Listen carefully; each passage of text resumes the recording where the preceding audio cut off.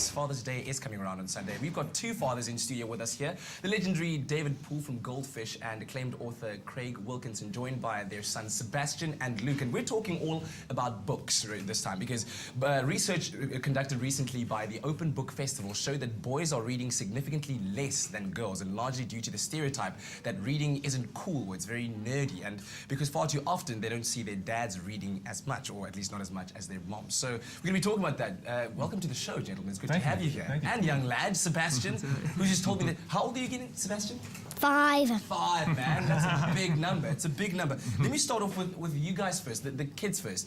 Luke, I mean, do you read much these days, given this statistic that has been found by research?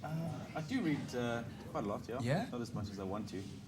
Busy lifestyle, but yeah.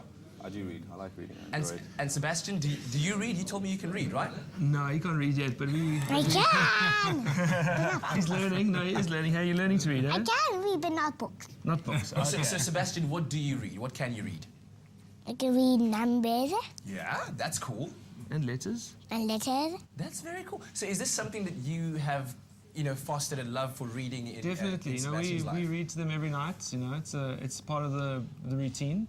And it's a good way to calm them down and get their imaginations working. And yeah, it's a great thing. I think reading is very important. As someone who writes music myself, I find reading is a good inspiration for me, purely because we write lyrics. Yeah. And it's words, and the more you read, the easier it is to actually write the lyrics and do all that sort of thing. So when you're doing albums, we're generally reading like ton of books, and on planes and all that kind of stuff, Yeah, and I guess it's got to start at home. And you were talking right now about your daughter, who's 8 years old, who can read and who's kind of teaching Sebastian to read because she's reading to him, right? So it's become a family kind of activity. Definitely. It's a great family activity, actually, and in the evenings having a book and what's up? Look over there. Oh, he's got an iPad. Oh, you see. Luckily, you can get books on an iPad these days. This is cool, which is very useful for when you're traveling. Yeah. Craig, let's talk a little bit about your book called Dad. It's right there in front of us, and it talks about, I guess, being a modern-day dad, right? How does being a great dad now, do you think, differ to the times of your fathers back in the day?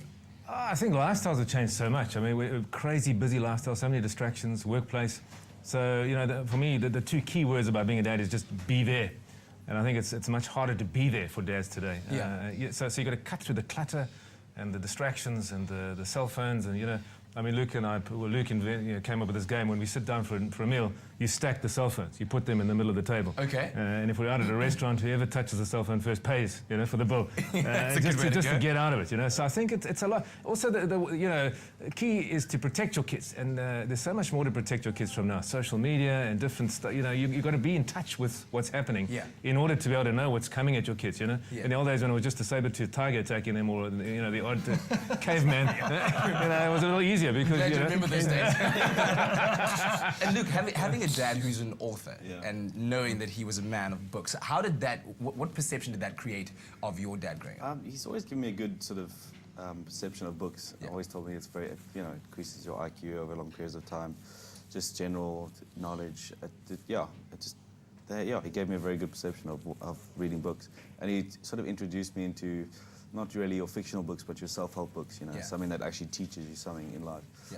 So as well as those and fiction books, he's taught me to read and inspired me to read a lot. And speaking of teaching something, just quickly from both the dads, why would you go out there and encourage dads to do something like reading with their son? Because not only is it fostering a bond between them, but it's potentially something that could teach them something about being a good man, a good husband, a good father. Absolutely. Well, it's a point of bonding, as you say, but it's also a point of learning things. And it's a great point of discussion. Well, once you've read the book, you talk about it. Me and my dad, actually, we used to trade books all the time. I'd read a book and say, "Yeah, Dad, I've just finished this book." Why don't you just stop talking? And that was a great, even later on, we're not sort of in this kind of relationship where I'm reading to him, or his mother's reading to him, or we're looking at books. Even when we're older, it still is something which is actually really cool. Point of bonding. I still actually have a book. My dad passed away in March, and I still have a book that he gave me before he died, and I still have to read it. Wow. Well, guys, thank you very much for coming in and sharing your awesome stories with us. And we want to check out Dad. Let's see what The Power and that looks Beauty good. of Authentic Father. Check it out. Here it is by Craig check it out. Wilkinson. Yeah, thank you very much. And of course, I mean, this is a very important thing. We are trying to build a society of men out there who are great examples, not just to their sons, but to the greater community as well. So dads, yeah, go out there, grab a book, read with your son.